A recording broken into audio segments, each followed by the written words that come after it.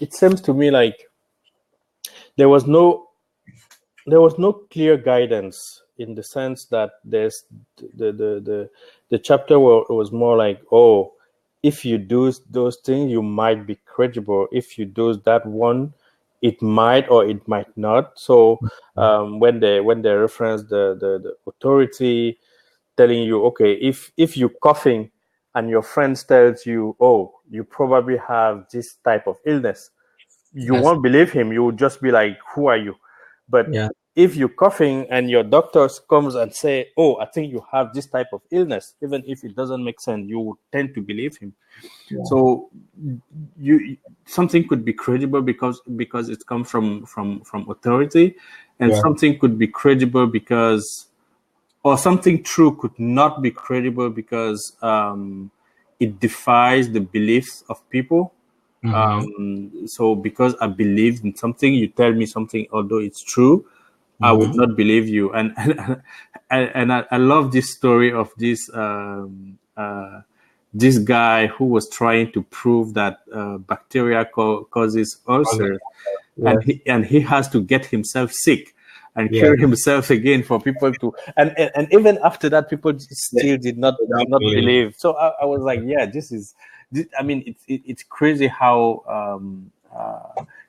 like just make your communication and make people believe what you're saying can be sometimes hard, right? So but at the end of the day, I'm not exactly sure, like, okay, if I'm in a situation where I'm telling a story, I have to tell a story and people do not believe, what should I do if I do not have the authority to say, okay, look, I'm a PhD, so you have to believe me, or I can say, I don't know, I won the Nobel Prize, so now you have to believe me. I'm not. Yeah. It wasn't exactly clear to me, like, if you face the situation, how you should get yourself out of it. Yeah, that's true. He talked about a few things there, but he didn't. I would say that's an area where he was not as concrete on how to actually make this happen. Yeah, If I can, the reference if I to can the use what last, he yeah. uh he was not as concrete. I totally agree with you. I think that he focused on the authorities and credibility. In fact, I think at some point he said, look, if you get endorsement from the experts or the scientists or the celebrities, that's going to carry your message far. But if you can't do that, there are other ways that you could do it, but he didn't clarify how to find those other ways. Mm-hmm. At some point, he even said that it's hard to really be clear about what those other ways are. So he used examples instead, like the ulcer guy, right? Mm-hmm. And he called those types of non-experts. He called them anti-authority, right? And on the anti-authority, he talked about what he deemed the Sinatra Test. You remember that? Oh yeah. So Test, right? if you can do it here, then you can do it there. Those type of Exactly. things, yeah. So that was one of the ways he talked about it. It's like, okay, how can we find something that passes the Sinatra test? If we can find that, then we can use it to make the message stick, right? And I found that interesting, but I still don't know how to find things Yeah, that especially if you I mean, especially depending on the subject of your speech, or the topic that you're discussing with someone. It might not always be easy to find a situation where this was already done, so you can reference that and say, if it was done here this way, you can believe that it could be done another way. Yeah. Right. So what I did like were the second and third way to make something credible. The one that comes from the message with the statistics. There was a lot of conversations around the statistics. Yeah. I that's tricky because I mean, with statistics you can do whatever you want, and Yes. and people take advantage of that too much in my opinion. Like there is this book, I mean, I haven't read it completely, but like many books that I have, it's called How to Lie with Statistics. I don't know Yes. if you ever heard of that book. Yeah, That's I haven't. it's a genius book. So basically, it tells you, it teaches you to read statistics, to read when people say something. Like someone can come and say, "Oh, 90% of the people in this country believe this, so we should be doing this." Yes. But actually, it doesn't tell you, like, The link. yeah, exactly. I don't have the all the nuances right now, but Yeah. it's like the same statistic could be used. You're not you They're the opposite. you're not lying, but the way you frame it makes Yes. people think differently depending on. I mean, you can basically direct them, direct their thinking the way you want, and politicians use that a lot Yeah. to like use statistics and say, "Oh, I've been talking to people, and 90% believe that we shouldn't be doing this or that," and you end up with the wrong message based on Yeah. on a piece of statistics. So yeah, I saw that argument, and I was like, yeah, it would be interesting to see. Yeah. In fact, there was an example. I can't remember what that example is, which talked about what you just said. That you can use statistics to put things that don't relate together and make people believe, right? Exactly. You say something like, 99% of X do this, so that means Y is not good, Exactly. right? Yeah. And then, but there's no link between what people are doing and that other thing And not that. being good. But just if you put that in the same sentence, people believe it, and then now you have to go fight it, right? And so it was actually, he also used that in the third one, the from the audience, right, where he was talking about where's the beef from Wendy's. But in that case, he's using the linkage without necessarily using the statistic. Saying something like there was a beer. I forgot what beer he was talking about. That it has a K and it has a ship on it, and he says that somebody started a rumor that says, hey, this beer is made by the KKK. Go check it for yourself. There's a K in the center of the logo, and this beer has a slave ship on it. And so go check it for yourself. So when you go to the logo, the label on the beer, there's actually a ship on there, and then you there's the see the K, and then you start Exactly. believing.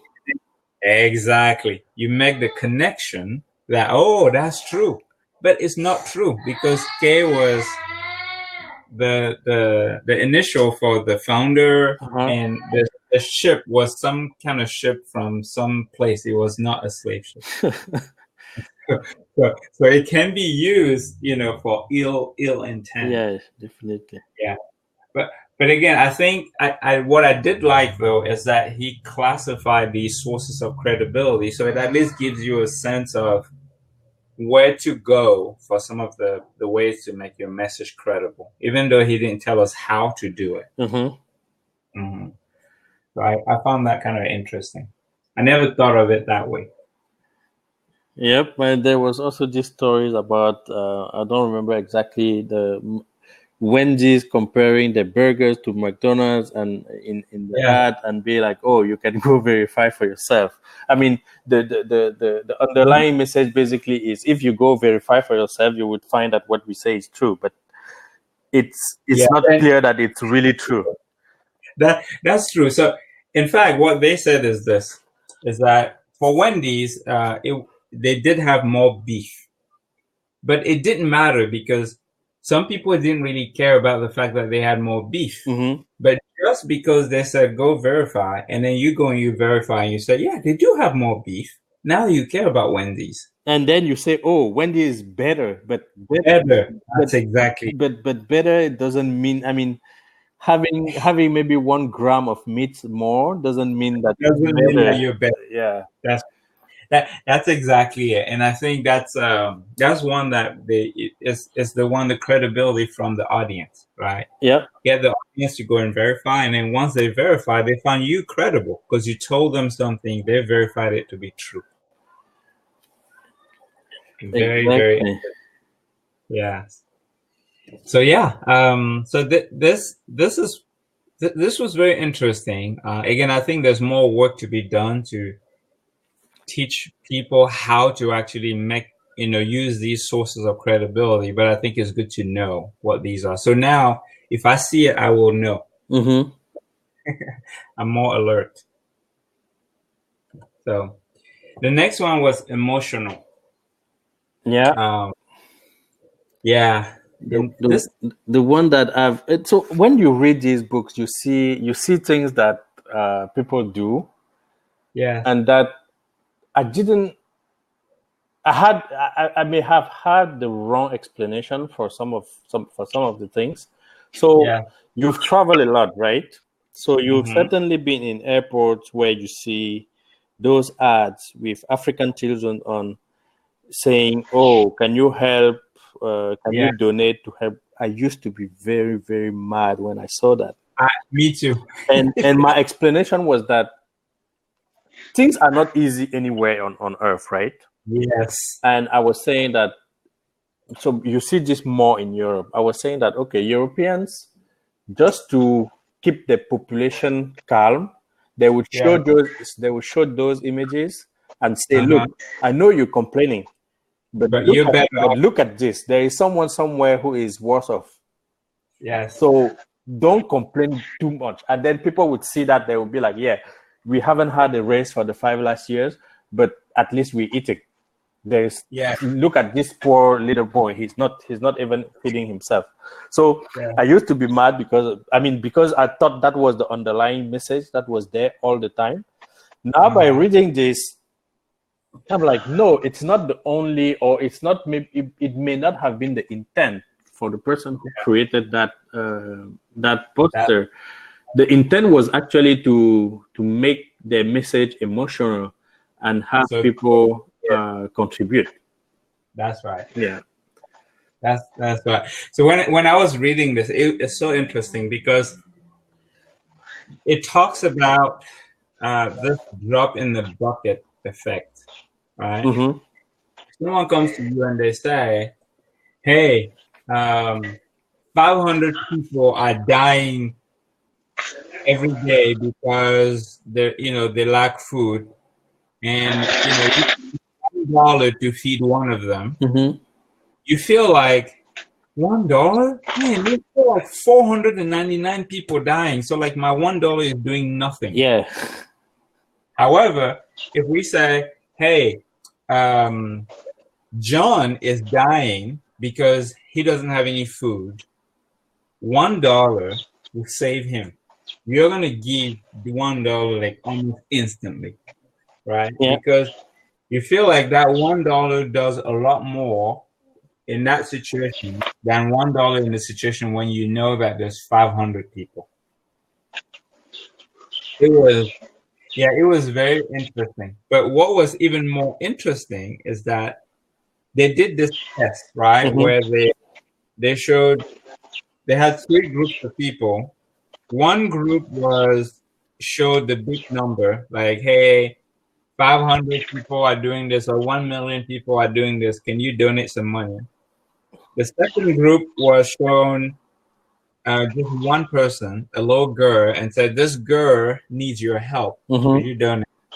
And then the third group was shown both, the big number and the girl. So obviously, I kind of knew that, okay, the group that was shown the big number would not donate more. And that the second group that was shown the girl would donate more. Mm-hmm. The first group. But I was very surprised by the third group that was given both. Because that third group donated less than the group that was given. Yeah, that surprised me.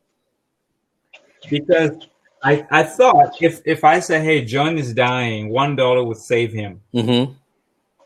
and then you say, okay, I'll give my $1. And then if I say, by the way, there are 499 more people like John, then you will say, oh, okay, so let me give $2. But it looks like when someone says, no, there's 499 more John, you say instead, no, I'm going to give just 50 cents. Like that didn't make sense to me. No, I mean, are you not human? That makes sense to me, really, because so it the 400 people comes and dilute the message of John. Yeah. Because when you're giving $1 for John, you're saying, okay, let me save someone. Okay. Now, when they tells you that there are 400 people, either you have $400 to give, and that will save all the 400 people. Yes. Or you don't have $400 and you say, okay, what's the point of saving one out of 400? I mean, when everybody else is going to die. Everybody else is going to die. So if that one person dies with the 399 other people, it wouldn't be a big deal. So I might just not give. Yes. I mean, that's the way I would see it, and I can actually see myself doing that, really. Mm-hmm. Yeah, it's true. It's true because you see these big numbers, people throw these big numbers. The moment after you forget the big number, it's just like, oh well, that's normal. That's life. But if there's one person, you don't say that, right? You're more like, yeah, I need to help this person. Yeah. But it was very interesting. What I thought though was that the reasoning would be, well, okay, I'm gonna give $1, but it looks like there's more people, so maybe I'll give $2 and somebody else is gonna help. But it's not like that. In real life, you think that you the one. I mean, you think you're the only one that's gonna help. Exactly. Right. And that same I don't know why, but when you ask to give or to help, right? You don't believe that your sole action is what will make a difference. Yeah.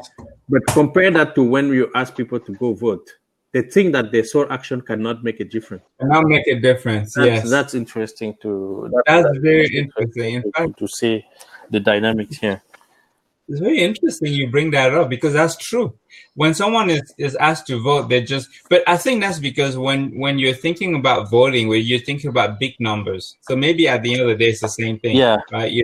When you say, hey, go vote, you're thinking, it's like millions of people. My action it's going to be a drop in the bucket. Right. So that's very interesting. So maybe how to get people to vote is not to talk about those big numbers. It's on the individual. Yeah, maybe. You can say, the two competitors to be mayor in your town just need your vote to decide. That's right. If you vote for this one, you're sure he will win because that's right. Everyone else have already almost voted, and we just need you to go and make the that's decision. Right. And then, like you have to veto vote. And then you will be like, yeah, let me go. Yeah. So the other thing that I found interesting is this feeling versus analytics. So it was very interesting. It's the one where you take the groups of people, you give them the message about the girl, and you want them to donate. And that's the one that appeals the most. But before you give them that message, you ask them to think about some numbers, some calculation, whatever calculation, doesn't matter what the number is. But you activate the analytical part of their brain. And then for second group, you ask them to think about a baby. So you activate the feeling part of their brain. Emotional, yeah. And at the end of the day, the feeling part actually makes the donation like almost 50% higher than the analytical. They saw the same message, and the only difference is the how precondition of the mind. Yeah, the priming.